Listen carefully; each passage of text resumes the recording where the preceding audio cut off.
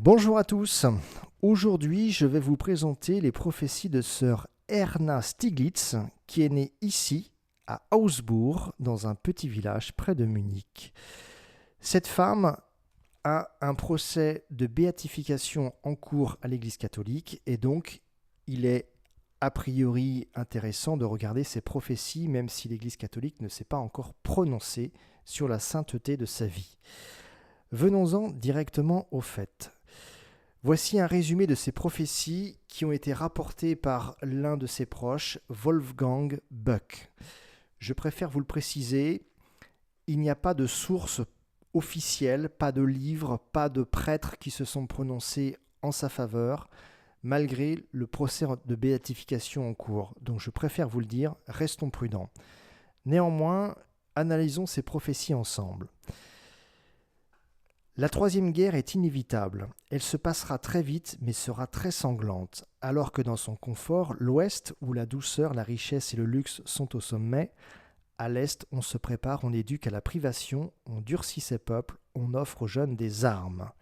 Alors, quand on connaît la date de sa mort 1975, on a déjà un recul très intéressant sur le début de cette prophétie, puisque c'est exactement ce qui s'est passé dans on va dire dans le contexte de la guerre froide Est-Ouest. Selon les lois de la stratégie militaire, la Russie renforce ses flancs qui sont contre l'Europe occidentale, poussés en avant. La Russie doit être invulnérable sur les flancs. Le flanc sud est l'Afghanistan, l'Iran, l'Irak, la Turquie, la Grèce, la Yougoslavie. La face nord est Finlande, Suède, Norvège, Danemark. Un été, probablement en juillet, quand la région pétrolière sera déjà dans les mains des Russes plutôt fermes, ils effectueront l'attaque de l'Est vers le sud et le flanc nord, la Turquie à la Grèce, la Yougoslavie et la Scandinavie. Alors, encore une fois, en jaune, je mets certaines observations. Donc, la Russie est déjà présente au Moyen-Orient, notamment en Syrie, où elle s'est déjà opposée aux forces de l'OTAN. Ce qui est intéressant, c'est si on regarde dans cette carte, on voit que la Russie est un immense pays. Alors je ne peux pas tout vous montrer, mais si le flanc sud se dirige par ici vers le Moyen-Orient, on traverse évidemment les régions pétrolières qui sont évidemment stratégiques. Un autre axe constituerait un axe a priori d'attaque sur les pays scandinaves, qui sont entre guillemets d'importance mineure. Mais je vais y revenir. Je concentre l'essentiel de mes prophéties sur ce qui nous intéresse, notamment sur l'Europe entière. Donc je vais y revenir, il faut s'attendre à ce que l'Europe soit envahie par l'armée russe. Je continue. Vers la fin juillet, ils perceront par plusieurs endroits l'Europe de l'Ouest, par des attaques éclairs contre l'action de l'Est. Clairement, par rapport à la chronologie d'autres prophéties chrétiennes, il faut donc s'attendre à une attaque surprise, donc attaque éclair. Et donc la situation d'Ukraine est quand même déjà assez intéressante parce qu'elle met en perspective cette prophétie d'une manière assez lumineuse. Aujourd'hui, clairement, Vladimir Poutine nous menace. Il n'a pas hésité à menacer Emmanuel Macron d'utiliser des armes, notamment des armes nucléaires, si le conflit dégénère. Et donc, s'il y a un conflit qui dégénère, il faut s'attendre à ce qu'il y ait une attaque russe, ce que les prophéties nous annoncent. Et nous annoncent, hélas, bien pire. Au début août, ils, en parlant des Russes, pénétreront avec des armées de chars dans le centre de la France, probablement à Lyon, et détruiront Ulm, qui est une ville en Allemagne, un peu plus tard. Donc ça veut dire que si les chars russes sont dans le centre de la France, ça voudra dire qu'ils auront évidemment dévalé toute l'Europe centrale d'ici là. Et malheureusement, les prophéties nous annoncent quoi? Elles nous annoncent une invasion russe par les terres jusqu'au sud de l'Allemagne, puis contournement par la Suisse pour contourner le Rhin, et dévaler dans le centre de la France. Et donc, hélas, cette prophétie concorde parfaitement avec les autres prophéties chrétiennes. Et donc, je continue. À la mi-août, les unités d'élite russes attaqueront l'Alaska et des villes des États-Unis par le nucléaire. Et donc là, évidemment, on imagine que si l'armée russe envahit subitement l'Europe, le monde entier sera stupéfait, sera même sidéré, comme nous avons pu être sidérés en Ukraine. Les Russes n'attendront pas une réaction des États-Unis. Ils frapperont les États-Unis avant une éventuelle riposte. Et c'est ça qui est important à souligner. Il y aura une confrontation directe Russie et Amérique, et la Russie sera la première puissance à attaquer l'Amérique. Il faut le souligner parce que l'Alaska est un territoire américain. Alors, je ne vais pas reprendre la carte du monde, même si je pourrais le faire. Attendez une seconde. Hop, l'Alaska, vous voyez, c'est le territoire qui est ici, là. Voilà, à l'est de la Russie. Les États-Unis sont là, le Canada est ici, l'Alaska est là. Donc, imaginez des forces russes en présence ici. D'un coup, subitement, hop, ils passent de l'autre côté, ce qui serait vraiment sidérant pour tout le monde, mais simultanément, attaque nucléaire sur les principales villes des États-Unis. Et là, que nous annonce Sir Erna? Elle nous annonce des dizaines de millions de morts. Je vais y revenir. En Europe, ils verseront un rayonnement radioactif, un mur jaune. Alors ça veut dire quoi? Ça veut dire probablement, ce n'est qu'une supposition, restons prudents, mais un mur jaune, si on en croit aussi les prophéties d'Alois Hillmeyer, ça pourrait très bien être des armes bactériologiques. Voilà. Je préfère le préciser. Continuons. Prague sera détruit. Alors Prague, évidemment, même si vous n'êtes pas forcément doué en géographie, Prague, vous le savez, c'est en Europe centrale. Alors, ici en Tchéquie. Donc, Sir Erna a précisé que Prague sera détruit par le feu nucléaire, même si ça n'est pas précisé exactement ici. Prague sera détruit. Vers la même époque, les unités blindées seront encerclées en Westphalie et presque complètement anéanties. Alors, ça veut dire quoi? Ça veut dire qu'on est encore une fois fidèle à la tradition prophétique. Il devrait y avoir une bataille terrestre très importante, on va dire peut-être la plus grande bataille de tous les temps, près de Cologne, en Allemagne. Pourquoi? Parce que les États-Unis repoussent l'attaque atomique. De grandes parties de la Russie et les derniers silos de missiles sont détruits. Des millions de Russes meurent, l'armée russe est détruite. Les plus grandes destructions en Europe ont lieu lorsque la Russie est en train de perdre la guerre. En septembre, une dernière tentative désespérée d'unité de sous-marins russes ravage l'Europe par des moyens nucléaires. Dans cette attaque atomique, de nombreuses villes françaises et allemandes sont transformées en une mer de flammes.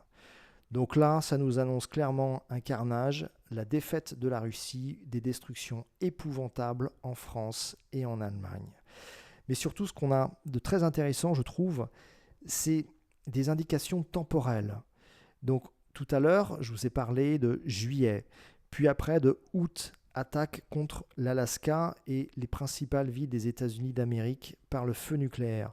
Là, nous sommes en septembre, ce qui veut dire qu'on est sur un conflit de quelques semaines seulement, mais avec l'utilisation d'armes de destruction massive, des armes nucléaires et peut-être des armes bactériologiques. Donc ça va être épouvantable si ces prophéties se réalisent. À la suite de ces événements, une révolution éclate en Russie qui effondre le système précédent. Le peuple russe recommence à avoir la foi. Et donc là, encore une fois, on est fidèle à la tradition prophétique. On nous annonce la conversion de la Russie au christianisme, donc c'est ce qui a déjà été maintes fois annoncé. L'Orient attaque l'Europe brisée. Alors, cette phrase a peut-être été sortie d'un autre contexte, donc restons prudents là encore sur la chronologie. Mais ça nous annonce l'invasion islamique. Paris est victime d'insurgés français qui mettent eux-mêmes le feu. Donc révolution à Paris, encore une fois fidèle à la tradition prophétique. Le pape a dû fuir Rome où il ne retournera qu'après 200 jours. Ce pays catholique a dans ce dernier combat une tâche cruciale. Bon, je passe certains détails, mais il faut s'attendre à une fuite temporaire du pape. Troupes bavaroises et autrichiennes, suisses et françaises se battront jusqu'à la mort à Lyon et Ulm, puis vers le nord pour en arriver à se battre contre la Russie. La Prusse, encerclée, adhérera finalement à leur association. On établit une zone de défense dans la vallée de la Ruhr, des Pays-Bas, de la Bavière, des Alpes, de la Suisse et de la région du Rhône. Donc, encore une fois, on est fidèle aussi aux enseignements du Christ dans les évangiles. On se battra nation contre nation, hélas. À Ulm, il y a une bataille gigantesque contre l'armée d'Orient. Voilà. Les citadins affamés voleront des agriculteurs, les gens pilleront, incendieront et assassineront, ce sera l'anarchie. Donc là, encore une fois, on ne sait pas si c'est fidèle à la chronologie, mais en tout cas, ça va être un tel désastre que les gens affamés se dévaleront, on va dire, à la campagne pour trouver de quoi se nourrir. Et surtout, enfin, un nuage de poison emportera un tiers de l'humanité. Donc, est-ce que c'est lié aux fameux 3 jours des ténèbres annoncés par maintes prophéties ? En tout cas, on reste fidèle à la chronologie, utilisation d'armes atomiques et peut-être éventuellement un hiver nucléaire derrière avec des effets radioactifs qui, hélas, pourraient éventuellement emporter un tiers de l'humanité. Conclusion, nous avons dans cette prophétie une description courte mais rapide du 3e conflit mondial qui sera, si il a lieu, très meurtrier durant un été. Il y aura l'utilisation d'armes nucléaires, d'armes de destruction massive et bactériologique, et enfin des villes entières disparaîtraient si tout cela était amené à se réaliser. Quelques conseils pour finir. Pensez à faire des stocks alimentaires, évidemment. Pensez à un refuge loin d'une grande ville. Je vous ai régulièrement parlé de l'ouest de la France et notamment de la Bretagne, loin des côtes. Pensez, si vous en avez la possibilité, à y trouver un refuge lorsque vous verrez ces grands événements. Enfin, c'est la petite surprise que je vous glisse en cette fin de vidéo. Pensez à vous abonner à la revue Le Sourire de Marie. Vraiment, Le Sourire de Marie, c'est la revue qui doit être lue si vous êtes intéressé par le sujet des prophéties.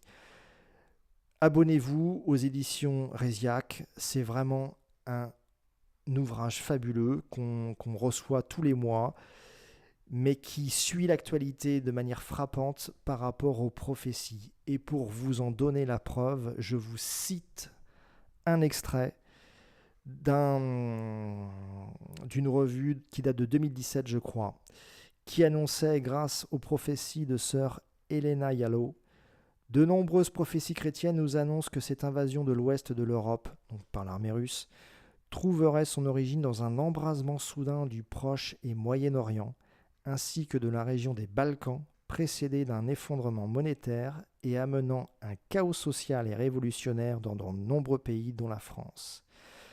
Je vous en ai déjà parlé avec l'analyse des prophéties d'Alois Hillmeyer. Je vous invite vraiment à surveiller de près la situation au Moyen-Orient. Je sais que Israël et l'Iran sont en train de se livrer une guerre secrète. Bon, plusieurs articles sont parus dans la presse récemment, je ne vais pas y revenir, ça n'est pas dans mes compétences. Mais les attentats, la destruction de sites qui seraient utilisés pour fabriquer des armes sont régulièrement à la une de l'actualité. Israël et l'Iran sont déjà en guerre, une guerre secrète, j'insiste, mais si tout dégénère du jour au lendemain, vous devrez absolument prendre votre prédisposition et vos dispositions. Je vous en ai déjà parlé dans une série d'autres vidéos qui s'appelle « Quoi faire d'après les prophéties ». Maintenant, ce sera à vous de franchir le pas. Je vous souhaite une bonne fin de semaine, à bientôt.